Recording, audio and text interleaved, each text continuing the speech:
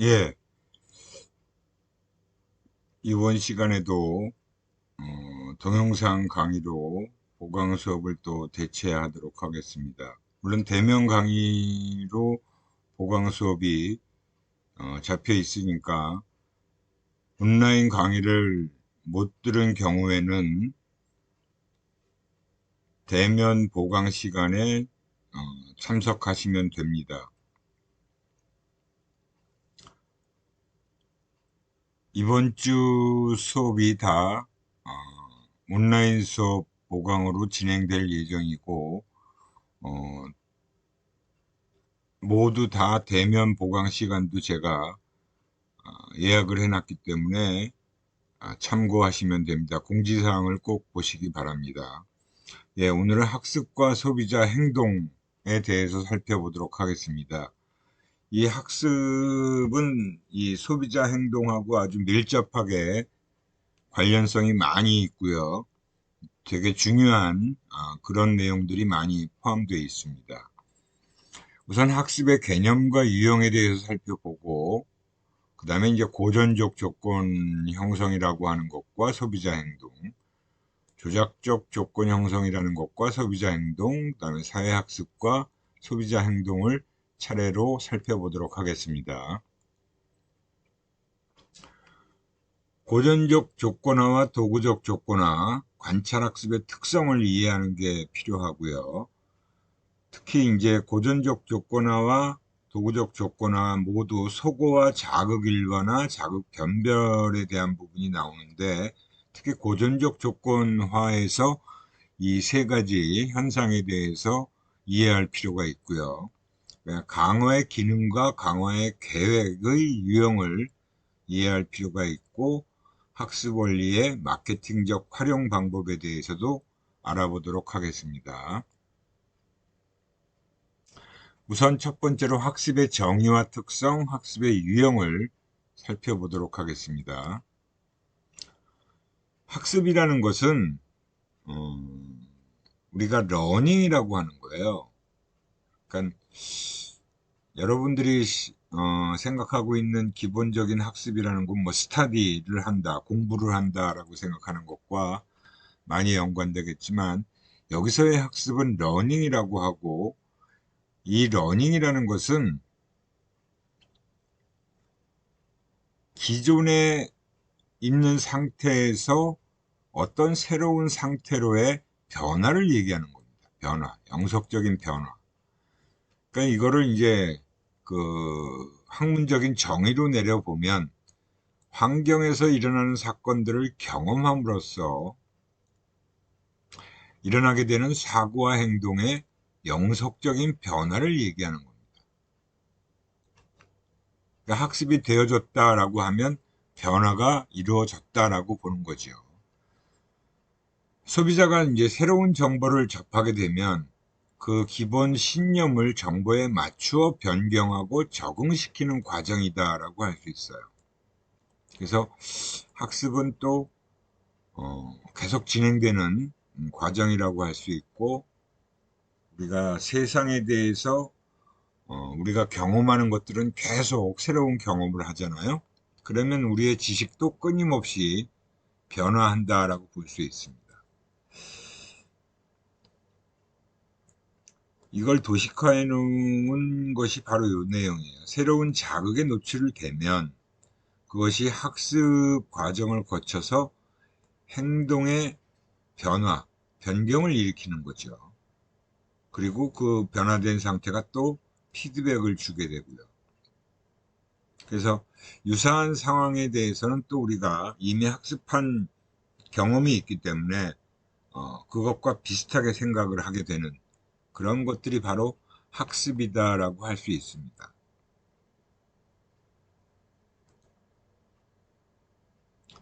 학습에는 크게 구분하면 행동학습이라는 것과 인지학습이라고 하는 것으로 나눠지는 거예요.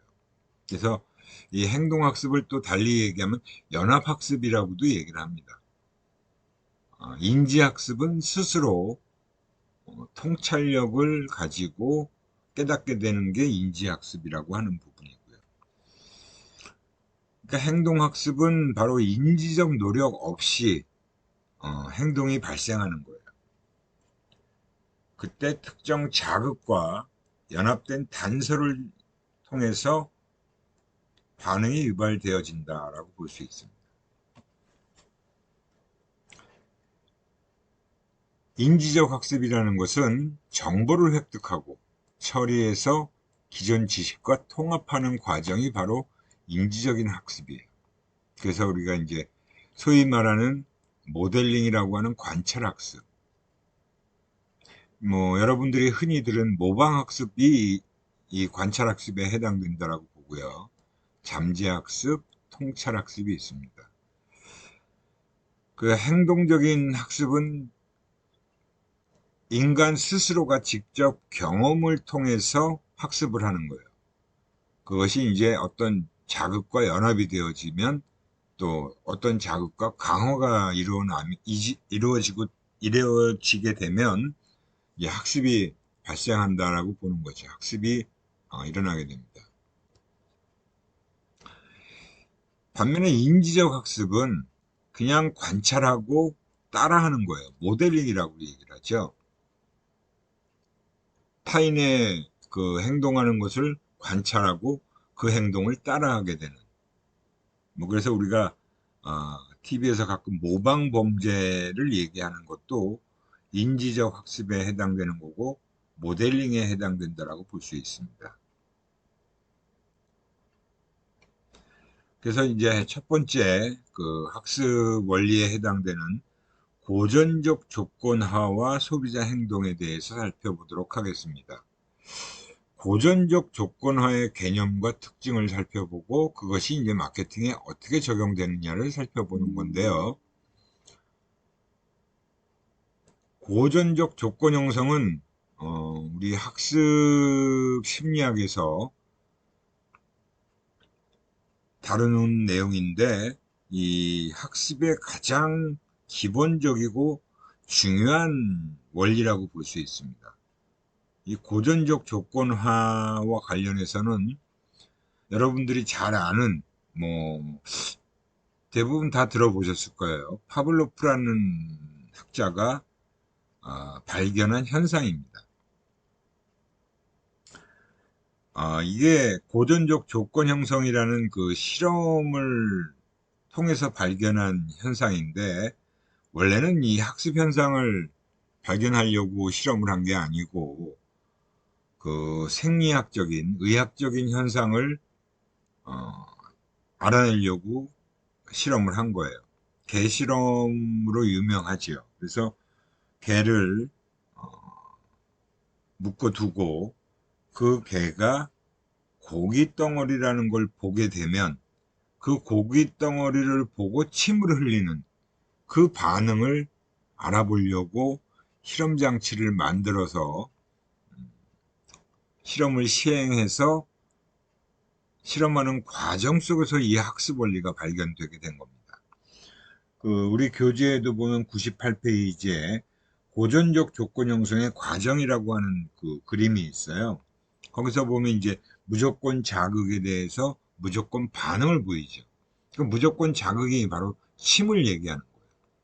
그리고 그 무조건 자극은 고기 덩어리를 얘기하는 거고 그 고기 덩어리에 의해서 무조건 반응이 나타나는 거죠. 그게 바로 침 흘림 반응입니다. 여러분들도 맛있는 음식을 보면 침샘에서 침이 고여 있다가 침샘이 이렇게 흘러나오는 것을 우리는 경험해 본 적이 있잖아요. 그래서 그렇듯이 개한테도 역시 고기 덩어리는 무조건 자극이에요. 고기 덩어리를 보면 무조건 침을 흘리게 돼 있죠. 거기다가 그런 상태에서 종소리라는 중성 자극입니다. 사실 종소리를 들으면 아무런 반응이 안 나타나요. 그냥 강아지가 귀를 쫑긋 정도 하는 정도로 나타나겠죠. 그 종소리와 무조건 자극이었던 고기 덩어리를 함께 제시해 주면 그 무조건 반응이 또 나타나겠죠. 고기 덩어리로 인해서. 근데 그 종소리가 같이 함께 제시가 되는 거예요. 고깃덩어리와. 그리고 나서 고깃덩어리는 제시하지 않고 종소리만 제시해 주면 개가 또 침을 흘리더라는 겁니다. 이게 바로 무조건 자극인 고깃덩어리와 중성 자극인 종소리를 연합시켜서 조건 반응을 일으키는 거예요. 무조건 반응을 일으켰던 그 침 흘리는 반응이 무조건 자극과 종소리의 연합에 의해서, 그죠? 중성 자극인 종소리의 연합에 의해서 침 흘림 반응이 나타나면 그거는 바로 조건 반응이 나타난다라고 보는 거죠. 고깃덩어리는 제시하지 않았는데 종소리만 듣고도 침을 흘리는 것이 바로 고전적 조건 형성의 기본 원리가 된 겁니다. 그래서 이제 그거를 우리 이 브랜드에다 적용을 하면 뭐 광고 상황이라고도 볼 수 있고요. 파리바게트라는 중성 자극인 브랜드와 생리적 반응을 유발하는 시각 또는 후각 단서를 제시해 주는 거예요. 빵 굽는 냄새. 그래서 그 빵 굽는 냄새로 생리적 반응이 나타나게 되죠. 침 흘리는 반응 또는 아주 향기로운 냄새로 인해서 기분 좋음, 이런 것들이 나타나요. 그런 것들을 반복해서 계속 제시하고 나면 그냥 파리바게뜨만 제시해도, 즉 파리바게뜨만 봐도 빵 굽는 냄새를 연상하고 그런 좋은, 기분 좋은 부분이 나타나게 된다는 게 바로 고전적 조건 형성의 원리가 적용되는 부분이다라고 보시면 됩니다. 우리가 TV에서 많이 보고 있는 대부분의 광고들은 다 이 고전적 조건 형성의 개념이 적용됐다라고 볼 수 있어요. 이러한 고전적 조건 형성, 고전적 조건화의 결정 요인으로는 이 세 가지 정도의 요인들이 있습니다. 무조건 자극의 강도예요. 그러니까 무조건 자극이면 아까 앞에서 설명했던 고깃덩어리가 되겠죠. 고깃덩어리는 걔한테 아주 강력한 반응을 유발하죠. 침샘 반응을 유발해요. 그래서 무조건 반응을 유발하는 강도가 강할수록 당연히 무조건 자극이 역할을 아주 충실하게 해내는 거죠.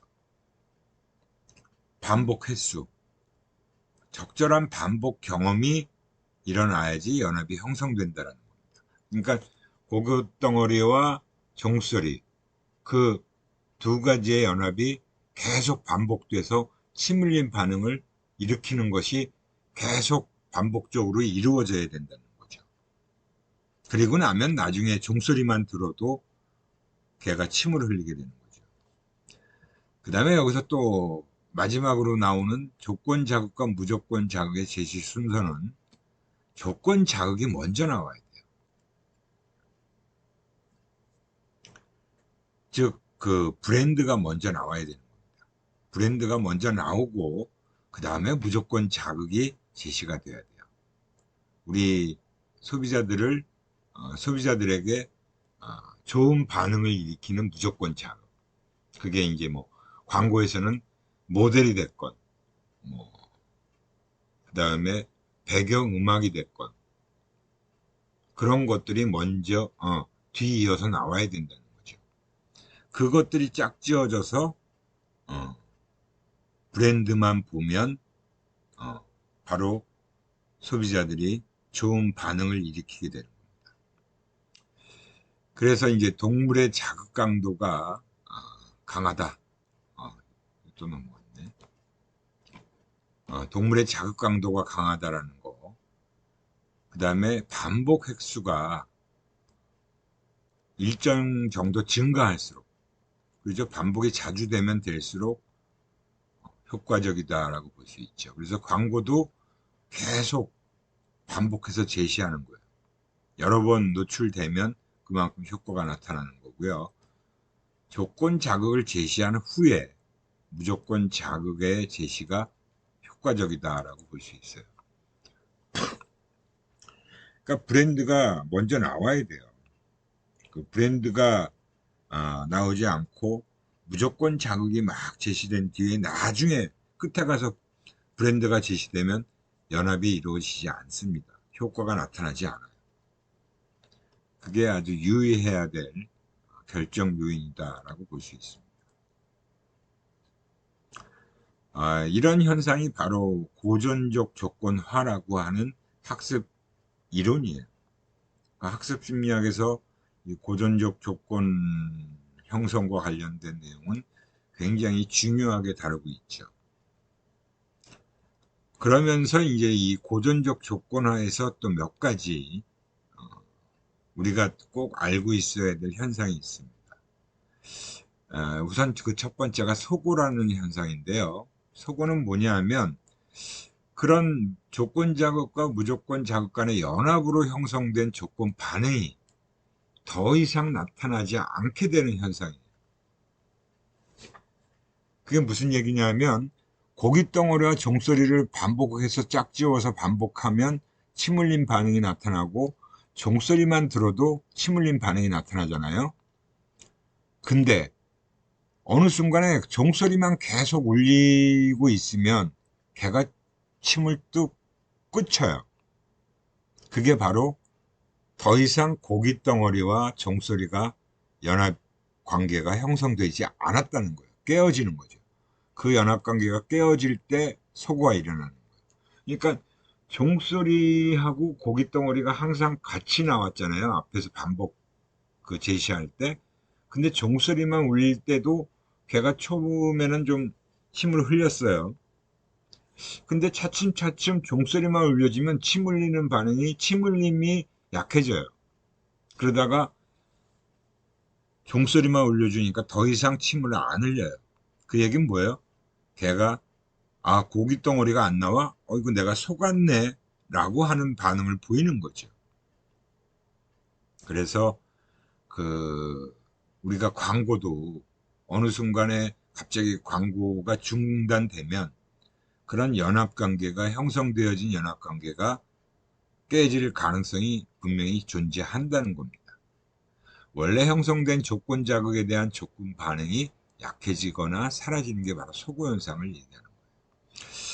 그 소고가 일어날 수 있는 조건으로 조건 자극과 무조건 자극에 노출될 기회가 증가할 때,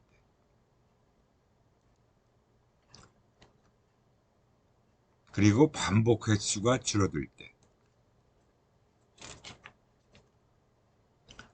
그리고 여러 개의 무조건 자극에 동시에 과잉 노출되었을 때.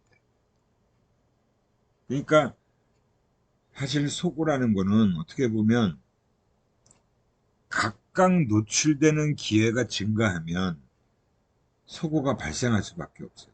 따로따로 제시되니까.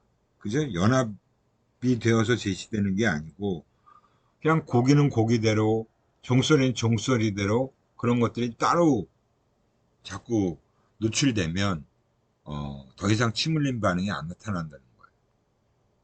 그리고 반복 횟수가 줄어들게 되면 당연히 소고가 나타나게 되고, 그 다음에 여러 개의 무조건 자극에 동시다발적으로 과잉 노출되었을 때,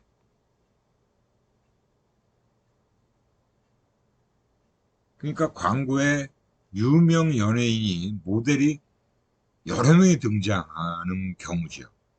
그 경우에는 오히려 나중에 연합이 되어진 부분이 쉽게 깨질 가능성이 증가할 수 있어요. 그러니까 소비자 입장에서 보면 혼동되잖아요. 모델이 두 명이 등장하게 돼요.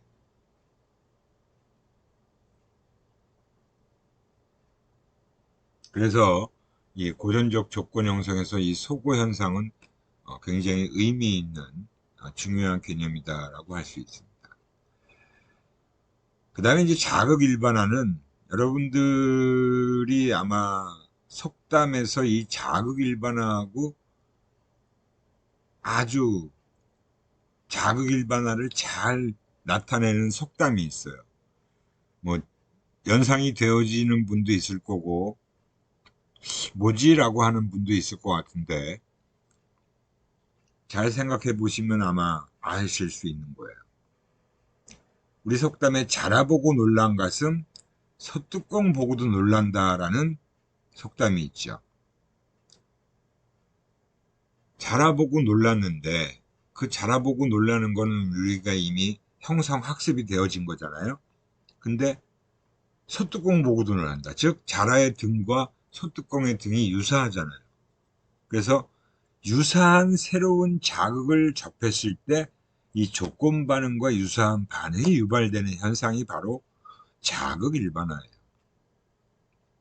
유사한 새로운 자극이 제시되었을 때, 그러니까 우리가 앞에서 고깃 덩어리하고 종소리, 뭘 딸랑딸랑 하는 종소리를 들려줬는데 조건 형성이 일어났어요. 학습이 일어났어요. 그러면 딸랑딸랑만 듣고도 침을 흘리잖아요. 근데 댕댕이라는 종소리, 다른 종소리를 들려서도 침을 흘리게 되면 이건 자극 일반화 현상에 해당되는 거죠. 그죠? 그래서 어 근데 이제 뒤에 나오겠지만 변별은 구분하는 거예요. 딸랑딸랑이라는 종소리하고 댕댕이라는 종소리는 비슷하게 들었는데 뭐 떨그락떨그락 거리는 소리가 하고는 개가 구분을 해서 침을 안 흘리게 되는 건 변별이라고 얘기를 하는 겁니다. 그래서 이거는 유사한 자극에도 침을 흘리게 되는 거고요. 그래서 이게 보면 그 유사한 자극에도 침을 흘리는 그런 현상을 가지고 브랜드에 적용한 사례예요. 오리온 초코파이가 워낙 많이 팔리고 잘 팔리니까 롯데에서도 사실 초코파이를 출시했잖아요. 그래서 오리온에서는 정이라는 거를 또 브랜드에 붙였어요. 차별화하려고. 롯데 초코파이가 나오니까 뭐 똑같은 초코파이라고 팔리니까 그거를 좀 차별화하고 싶은 거였죠. 해태에서 허니버터 칩 가지고 엄청 많이 팔았어요. 그랬더니 또 허니 통통이라는 브랜드가 또 등장을 해서 또 잘 팔리는 거예요. 그런 현상이 나타나잖아요. 자일리톨 도 마찬가지죠. 오리온 자일리톨, 롯데 자일리톨, 해태 자일리톨 다 나오고 있어요. 일반화가 일어나고 있다는 거죠. 반대로 이제 변별 자극은 바로 그 유사한 거에 반응을 보이지 않도록 하기 위해서 나타나는 현상입니다. 그러니까 아까 얘기한 대로 댕댕이는 침을 흘리는데 떨그럭떨그락에는 침을 안 흘리는 거예요. 그게 변별이에요. 그래서 롯데 자일리톨 껌이 잘 팔리니까 롯데에서 생각한 게 뭔가 다른 오리온이나 해태 자일리톨과는 좀 변별시키기 위해서 차별화시키기 위해서 이런 광고를 했어요. 그죠? 피바라는 그런 식으로 해갖고 그 핀란드 모델을 등장시켜서 그렇게 차별화를 했던 것이 바로 자극 변별이라고 하는 현상입니다. 뭐 이 고전적 조건화는 마케팅에 아주 빈번하게 활용이 되고 있고 광고에는 뭐 대부분 이 학습 원리가 적용되고 있다라고 보시면 돼요. 마케팅에 활용된 사례로 이제 패밀리 브랜드를 사용하는 경우가 아주 많죠. 그죠? 뭐 새로운 브랜드를 구축하거나 패키지화 할 때 기존에 형성되어 있는 브랜드가 소비자들한테 굉장히 잘 인식돼 있고 인지도도 높아요. 그러면 그런 긍정적인 반응을 보이는 브랜드에 사용을 하는 거죠. 패밀리 브랜드로서 전부 다 이 오뚜기라는 거를 다 사용하는 그런 현상을 얘기하는 겁니다. 마케팅에 많이 활용하는 거예요. 패밀리 브랜드라 그래서 기존의 브랜드에도 그 이름을 그대로 적용해 주는 거죠. 항상 오뚜기 열나는, 오뚜기 진나는 이런 식으로 다른 제품에도 역시 마찬가지로 오뚜기라는 것을 다 강조하게 되는 거죠. 그러면 그 오뚜기라는 브랜드 자체가 소비자들에게 많이 신뢰를 받고 있고 잘 팔리니까 그 효과가 다른 그 하위 브랜드에도 그대로 적용된다라고 볼 수 있어요. 그 다음에 이제 이것도 제품 브랜드 확장 전략에도 활용이 됩니다. 모 브랜드라고 하는 그 대표적인 브랜드에 대해서 소비자들이 좋은 이미지를 갖고 있기 때문에 새로운 제품 범주에도 동일하게 확장시켜서 인식시키는 거예요. 그래서 거기에는 제품 계열을 확장하는 경우, 제품 형태를 확장하는 경우, 제품 범주를 확장하는 경우, 이렇게 이제 세 가지로 구분해서 적용되어지는 사례를 볼 수 있습니다. 뭐 관련 제품의 기존에 잘 알려진 상표명을 붙이는 거예요. 서울의, 그죠? 서울의, 서울의에서 만든 체다 치즈, 서울의의 버터, 그죠? 이런 식으로 관련 제품의 기존에 잘 알려진 상표명을 계속 붙이는 겁니다. 그 다음에 이제 도브는 비누를 잘 알려져 있죠. 비누로서 고체 비누인데 액체 비누, 샤워 젤까지 또 확장을 해서 도브 액체 비누, 도브 샤워 젤 이런 식으로 제품 형태를 바꾸는 거에도 확장시키고요. 제품 범주 같은 경우는 일회용 빅볼펜에서 일회용 빅 면도기로 확장을 시킨 거죠. 완전히 다른 제품 범주. 사실 위에 제품들은 사실 좀 다 유사한 제품들이잖아요. 유제품, 그 다음에 이건 비누 제품. 근데 형태가 다른 거에 확장을 시킨 거고, 밑에서는 이제 완전히 볼펜에서 면도기를 확장하는 거니까 굉장히 다른 제품으로 확장을 시킨 거예요. 거기도 빅이라는 거를 그대로 사용한 경우를 얘기하는 거죠.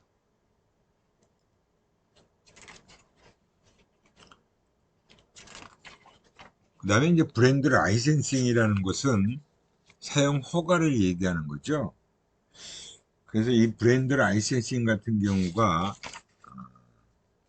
소비자에게 잘 알려진 브랜드에 대해서 제조사가 해당 기업의 비용을 지불하고 그 해당 브랜드를 일정 기간 소유하는 방법입니다. 그게 이제 사용 허가를 내준다라고 볼 수 있는 거예요. 그 우리 책에도 나와 있는 사례가 바로 디스커버리라는 브랜드죠. 그 디스커버리라는 브랜드가 사실은 의류 브랜드가 아닌 뭐 정글이나 오지를 탐사하면서 미스터리함과 스릴감을 제공하는 그런 탐험 방송 채널로 유명했던 디스커버리예요. 그거를 운동복, 그 다음에 백팩, 운동화에도 사용할 수 있게끔 사용권을 사서 이렇게 허가를 받아서 이용한 경우가 바로 브랜드 라이센싱에 해당되고, 유사 패키지화는 사실은 이런 현상은 예전부터 많이 나타났었어요. 최근에 이제 이런 음료에서도 비타 500이 워낙 유명했잖아요. 그러니까 이제 비타 500 말고 비타 파워, 비타 천, 뭐 비타 이런 식으로 유사한 브랜드를 만들어서 다른 회사들이 많이 사용을 하고 있어요. 그 유사 패키지화 뿐만이 아니라 그 심볼도 많이 그런 식으로 활용했습니다. 예전에 제가 대학 다닐 시절에 나이키 운동화가 처음 국내에 들어왔어요. 나이키 운동화의 그 유명한 그 심볼이 소비자들한테 굉장히 인기를 끌었죠. 그러다 보니까 그 나이키 상표도 그렇고 운동화에 그 심벌 마크도 유사하게 붙여가지고 나이스라는 브랜드로 그 마크를 붙여놓으면 사람들은 나이키라고 혼동을 해요. 나이키 운동화인가 보다라고 사는 경우가 있는 거였죠. 이렇게 해서 고전적 조건화와 소비자 행동에 대해서 쭉 살펴봤고요. 그 다음에 나오는 게 조작적 조건화와 소비자 행동이에요. 이 고전적 조건 형성은 자극과 자극 간의 연합이 일어났죠. 그죠? 무조건 자극과 조건 자극. 근데 조작적 조건 형성은 반응과 연합을 시키는 거예요. 반응. 그래서 우리가 이 조작적 조건화의 개념과 특징을 좀 살펴보면 고전적 조건 형성과는 확연하게 다른 점을 발견할 수 있습니다. 자극과 자극을 연합시키는 게 아니고 자극과 반응을 연합시키는 거예요. 반응. 그래서 여기서는 중요한 개념이 이제 강화라는 개념이 중요하다라고 볼 수 있습니다. 우선 조작적 조건화의 개념과 특징을 살펴보면 우리 심리학과 학생들은 뭐 익히 알고 있는 또 학습 심리학에서 공부했던 내용이죠. 스킨너의 실험 박스. 그죠? 스킨너 박스라고 일명 부르고 있어요. 이 스킨너의 실험 박스가 요걸 얘기하는 겁니다. 그 박스 안에다가 흰 질을 넣어 놓고 불이 켜지게 되면 지렛대를 누르면 음식이 떨어져요. 여기에 이제 먹이가 들어가 있고 여기 발을 누르게 되면 그 문이 열리면서 음식이 하나를 떨어집니다. 그리고 또 닫히게 되고. 그래서 이 신호 자극, 즉 불이 켜지면 지렛대를 눌렀더니 음식이 떨어진다는 걸 쥐가 어느 순간에 학습을 하게 돼요. 처음에는 그냥 불빛이 반짝반짝일 때 우연히 지렛대를 누른 거죠. 그랬더니 먹이가 나와요. 그 뒤에 또 배가 고프면 지렛대를 자기가 능동적으로 누르게 되는 거예요. 그죠? 그래서 신호자극인 불빛, 그리고 행동 반응, 지렛대를 누르는 반응. 여기서는 그러니까 자극과 반응의 연합이 일어난 거죠. 그죠? 그게 바로 고전적 조건 형성하고 틀린 거예요. 그리고 보상으로 먹이가 떨어진 겁니다. 그러니까 나중에는 쥐가 뭐 불빛이 없어도 그냥 지렛대만 막 누르면 보상이 계속 나오는 거죠. 이게 바로 조작적 조건 형성이라고 하는 겁니다. 그래서 조작적 조건화의 이제 개념과 특징을 좀 살펴보면 고전적 조건 형성하고 좀 차이가 있죠. 고전적 조건 형성에는 자극과 자극이기 때문에 그 자극에 초점이 많이 맞춰져 있어요. 근데 조작적 조건 형성이라는 것은 반응에 더 이제 초점이 맞춰질 수밖에 없죠. 그래서 이 조작적 조건 형성이 이루어지기 위한 조건에도 역시 어떤 충동이나 강한 욕구가 전제되어야 한다는 거예요. 그러니까 소비자가 가만히 있으면 어떤 보상도 안 나오죠. 결국은 어떤 브랜드의 제품을 구매하게 되면 보상이 나오게끔 연합을 시키는 거예요. 그래서 어떤 행동을 통해서 해소하고자 하는 욕구가 있을 때 학습이 더 잘 이루어진다는 거죠. 그런 것이 바로 조작적 조건 형성의 중요한 조건이다라고 보면 됩니다. 그 욕구 상태가 이제 갈증이 많이 나는 소비자한테 스포츠 음료 광고 굉장히 효과적으로 작용하겠죠.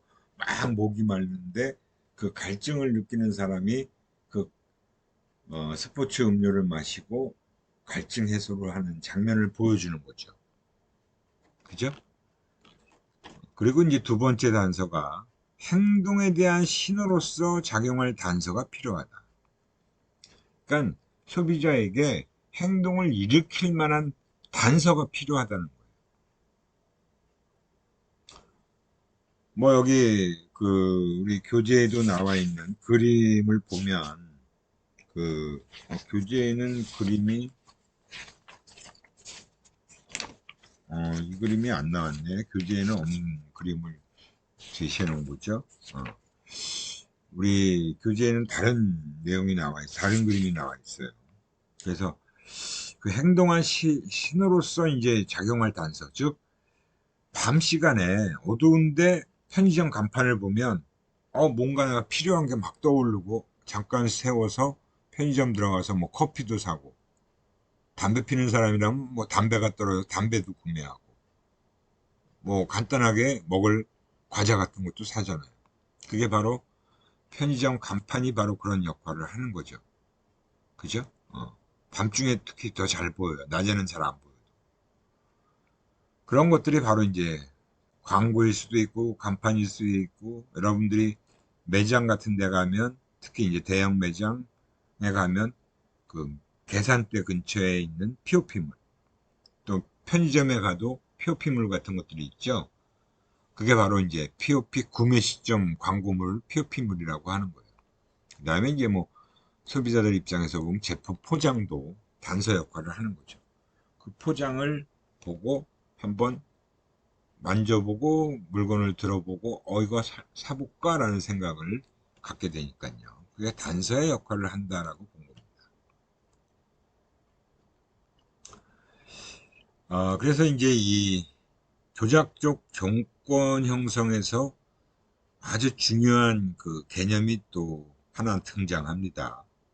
그게 바로 조형이라고 하는 거예요. 조형. 이 조형이라고 하는 것은 그 스키너가 발견한 개념 중에 아주 중요한 개념입니다. 원하는 반응, 그 바람직한 반응이라고 하는 게 이제 소비자들에게 바람직한 반응을 기대하는 건 바로 구매해주는 반응이죠. 그런 성공적으로 접근하는 행동만을 선별적으로, 관계적으로 강화를 시켜주는 겁니다.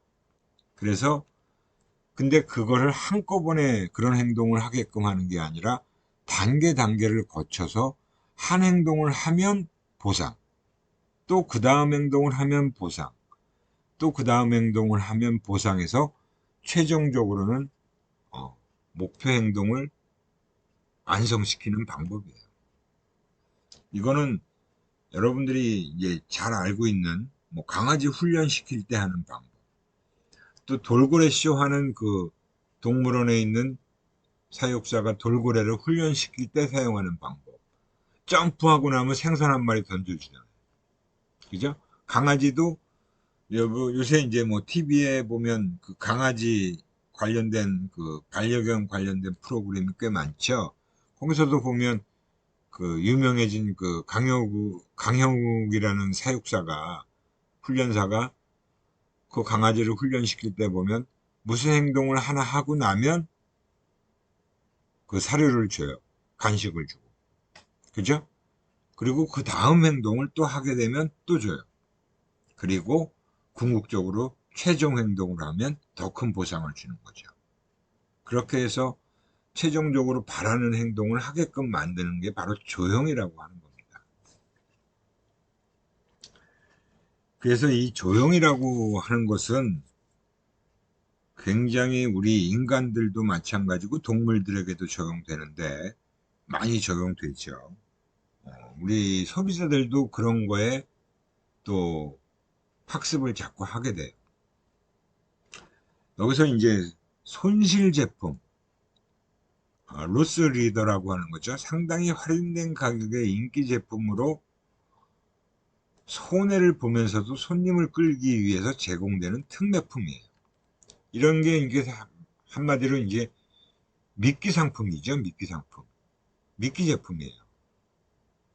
그래서 오늘의 커피라는 게 최근에도 보면 뭐 매장마다 있어요. 오늘의 커피. 그래서 오늘의 커피는 굉장히 일반적으로 팔고 있는 커피 가격보다 싸게 소비자를 일단 매장 안으로 끌어들이기 위해서 그런 오늘의 커피라는 걸 크게 가격을 크게 써붙이면 야 이거 싼데 하고 들어가요. 근데 그 오늘의 커피는 가장 기본적인 그냥 커피 원액을 한 번 정도만 부어주잖아요.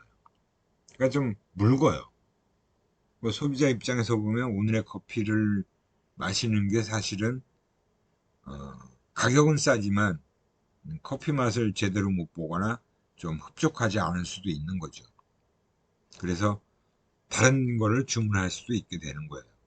일단 매장 안으로 끌어들이는데 성공했으니까. 그죠? 그런 식으로 이제 행동을 하나하나 먼저 단계적으로 일으키게 하는 그런 게 조용이라고 보는 겁니다. 뭐 우리가 특히 이제 고가 제품의 이제 홈쇼핑 같은 경우도 딱 그 홈쇼핑 하는 채널을 보면 뭐 일주일간의 무료 체험 기회를 제공해 준대요. 써보라 이거죠. 그 써보고 나서 뭐 마음에 안 들면 뭐 다시 구매 안 하셔도 됩니다. 라고 막 자신 있게 얘기하는 거예요. 그죠? 그 홈쇼핑의 쇼 호스트들이 그러면 저거 무료 체험 기회니까 한번 뭐 써보기나 할까 그러고 이제 소비자들이 그 제품을 들여놓는단 말이죠. 근데 써보다 보면 또 그 제품이 괜찮고 좋은 거예요. 에이 그래 뭐 갖다 놨으니까 그냥 구매하자 라고 해서 결국 어, 렌탈 뭐 처음에 바로 구매하기보다는 렌탈을 통해서 일정 기간 써보게 되니까 나중에 최종적으로는 구매하는 쪽으로 가죠. 요새 렌탈 제품이 굉장히 많아요. 그러니까 뭐 큰 부담 없이 나누어서 이제 할부처럼 구매를 해서 사용하라 이거예요. 그게 렌탈이에요. 여러분들 집에도 정수기 렌탈 많이 해서 사용하고 있잖아요. 그죠? 저희도 정수기도 쓰고 요즘은 침대 매트리스도 또 렌탈이 돼요. 그리고 뭐 비데도 렌탈이 되고 그래서 렌탈 제품이 가정마다 다 한두 개 이상씩은 있을 거예요. 뭐 저도 연구실에 지금 정수기, 공기청정기 이렇게 두 개의 렌탈 제품을 쓰고 있어요. 근데 이 렌탈 제품 쓰다 보면 뭐 굳이 구매할 필요는 없어요. 사실은. 나중에 이제 렌탈 기간이 끝나고 나면 그 제품을 사서 그냥 뭐 좀 저렴한 가격에 사서 쓰면 되는데 신제품이 또 나오잖아요. 그 신제품 렌탈 제품 또 변경을 하는 거죠.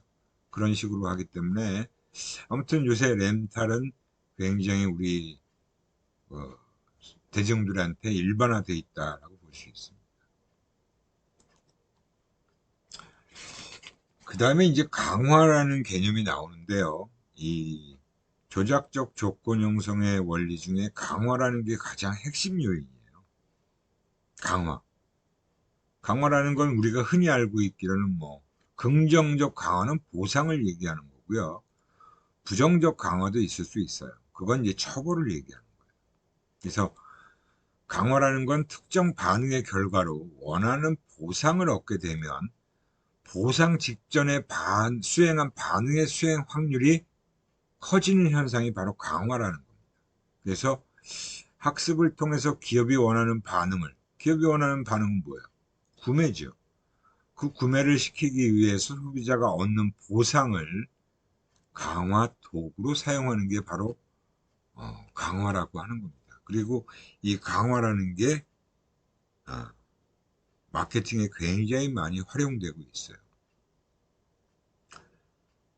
여기 부정적 강화와 처벌의 차이를 얘기했죠. 부적 강화라는 건 강화를 네거티브 해준다는 거니까 부적 강화라는 거는 사실은 부정적 결과의 제거입니다. 그래서 행동 빈도를 높여주는 거죠. 처벌은 말 그대로 부적 강화를 증가시키는 거예요. 그러니까 행동 빈도를 감소시키는 거죠. 처벌받으면 더 이상 나쁜 행동을 하지 않게 되니까. 그죠? 그래서 부적 강화라는 개념도 우리는 잘 알아야 돼요. 부적 강화의 개념을 쉽게 얘기하면 여러분들 학교 다닐 때 담임 선생님이 야, 이번에 우리 반이 학급 성적이 1등을 하게 되면 뭐 화장실 청소 면제해 줄게. 그러면 하기 싫은 행동을 안 하게 해주는 거니까 공부 열심히 해서 성적 올려야지 라는 생각을 하게 되는 거죠. 그게 이제 부적 강화라고 하는 겁니다. 예, 오늘 조작적 조건 형성의 절반 정도까지 살펴봤고요. 다음 시간도 또 온라인 보강을 계속해야 될 것 같습니다. 예, 다음 시간에 또 뵙도록 할게요.